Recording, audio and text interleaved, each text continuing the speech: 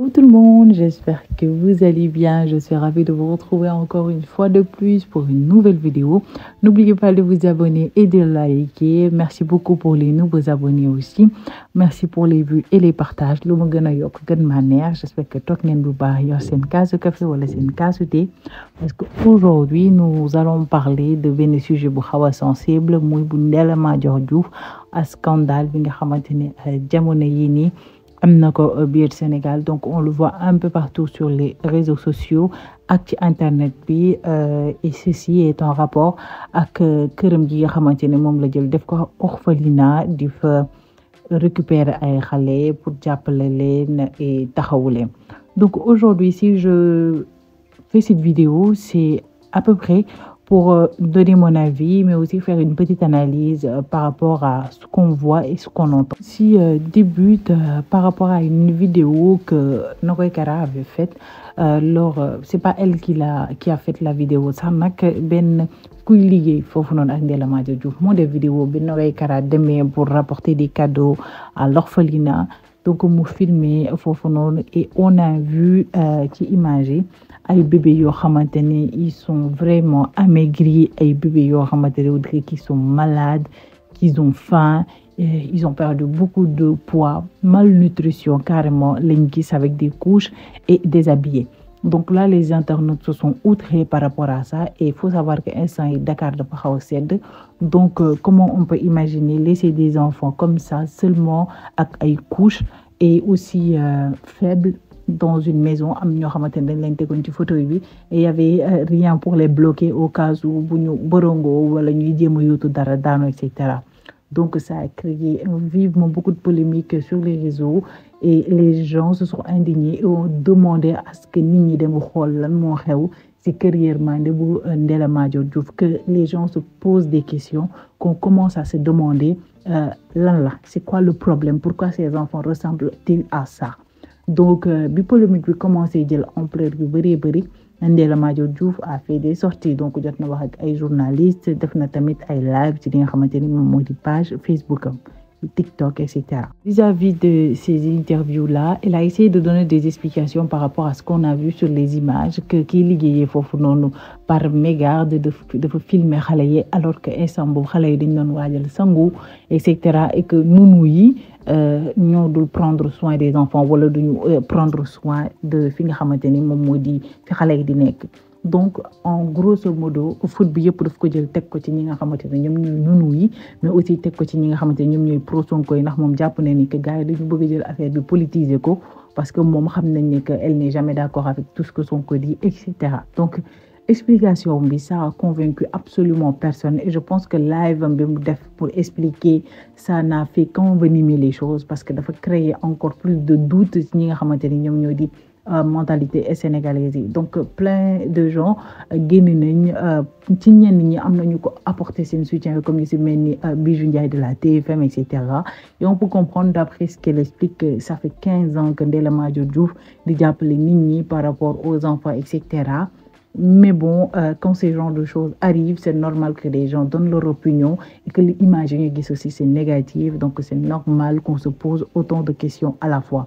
Alors bi polémique yi yëpp amee mu wax ni que nunu yi la et cetera am na ay nunu génn ci groupe Jakac ñoom tamit groupe Ndella interview joxe seen xalaat bi créé groupe am groupe bi mi ngi nii xamante ne moom moo di amitié mariage business xamante ni moom tamit moo di Mola mariage na ay audio par rapport plus de 215 membres góor ak jigéen yu abonné ci groupe bi tous les 6 mois da ngay fay pour abonné pour jël fa caga boo tëddee ji jël fa caga wala góor wala et cetera et cetera. Donc lii groupe Ndella Madior la maanaam day jaay ci xale yi day jaay ay liir mais day jaay ay jigéen day jaay ay jigéen day def tamit lu ñu naan accouchement clandestin day jël ay jigéen yu ëmb yóbbu leen simal ca Fatick bu muy am lu jëm ci li nga xamanteni mom modi orphelinat bi mu yor. Quelques mois voire ay années où benn polémique juddu woon na par rapport ak Ndella Madior Diouf ak xale yi ñu bari dañ doon wax ne que Ndella daf doon joxe xale yi en échange de xaalis.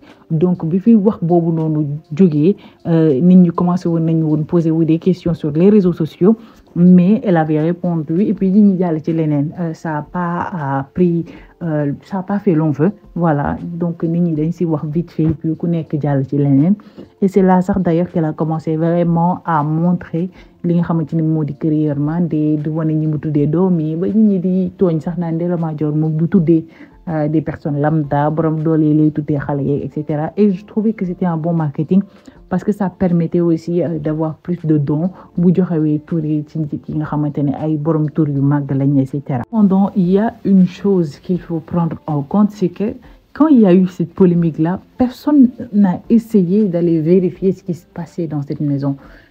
Je me demande aussi en quelque sorte quel est le rôle des journalistes. Est-ce que Sénégal a des journalistes d'investigation, mais est-ce qu'on leur permet aussi de pouvoir faire ça? Parce que je pense que Billini amé nit ñi waron nañu juk, que ce soit les autorités ou journalistes yi genre soupçon yi bu amé nit ñi war nañu juk xolé parce que beaucoup de gens se demandent fan le bébé yi du joggé bébé yi ñukoy jox fan lañuy joggé et après elle a expliqué que ce sont des mères yo xamantene di doon neub sen ëmb pour bañ infanticide ñu ñoo jox ko xalé bi mais certaines veulent récupérer leur enfant mais en retour Ndella da leen di laaj xaalis d'après ce qu'elles ont expliqué.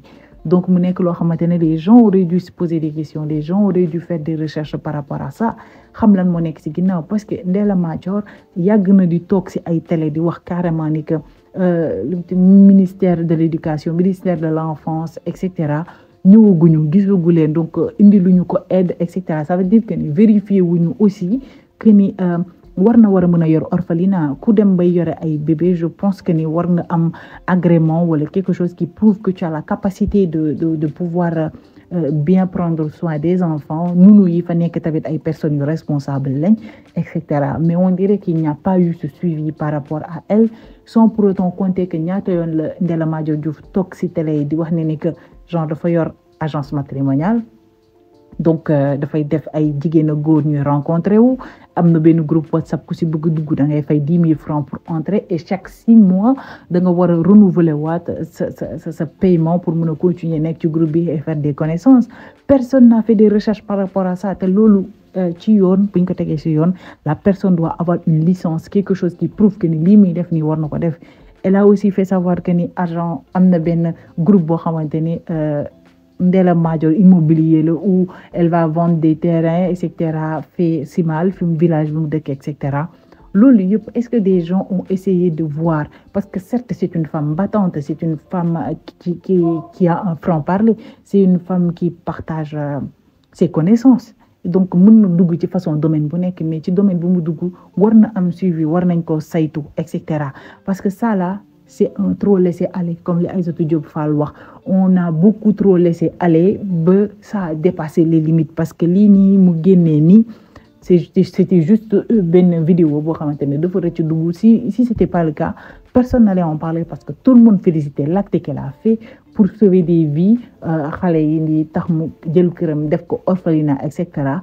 Mais on n'a pas regardé le fond de la chose. Sur plusieurs choses yoo xamante ne mu ngi nekk di ko def personne n'est allé jusqu'au bout pour voir ce qu'il en était réellement. Sur internet beaucoup de personnes ont donné en anneau ay explications par rapport ak yoo xamante ne jot nañ ko dund ak Ndella Madior. Ça veut dire bëggoon bébé mu ne leen temps la ñuy fay ay nunu yu joxe ñoom tamit li nga xamante ne loolu lañ fa gis et cetera. Donc ce sont des accusations yoo xamante ne il faut aller devant la justice, il faut trouver des preuves, il faut que ñoom tamit ñu am le courage wane seen kanam wax li nga xamante ne looloo fi nekk pour que enquête bi mën a avancer parce que faut savoir que Ndella Madior Diouf a été mis en garde à vue moom ak ay nunuwam. Donc am na ñu ci bëri ñoo xamante ne arrêté nañ leen démb. C'est aussi pour mieux faire l'enquête et les bébés ont été récupérés par des ambulances yóbbu leen pour ñi nga xamante ne ñoom dañuy soxla ay soins et cetera. C'est une bonne chose si la personne veut aider ces enfants là mais nañu ko teg ci yoon parce que yor ay xale du fo ay xale ay moomin lañ xamuñu dara, c'est pas des lol. Il faut vraiment enquêter vis-à-vis de ça. Nañu bàyyi yoon def liggéeyam te aussi ñi nga xamante ne ñëpp war nañu mën a témoigner am ay preuves par rapport à ça. Nañu dem wax ko lii jarul nëbbatu. Ce sont des choses yoo xamante ne lu ñu war a siiwal la lu ñu war a wane la pour que keneen bañ a am idée wu def genre yu mel nii parce que ces choses là sont à éviter bu baax a baax ndax lii day delloo réew ginnaaw et bu dee lii ñuy wax ne lu am la c'est c'est l'une des catastrophes, je peux dire catastrophe, yoo xamante ne yu gën a ngande biir Sénégal c'est beaucoup ñun duñu foowee xale donc lii dina tax na tamit militaires yi ñuy wax ne que mi ngi am ci daara yi aussi ñu mun ci bàyyi xel dem xooli ko et cetera.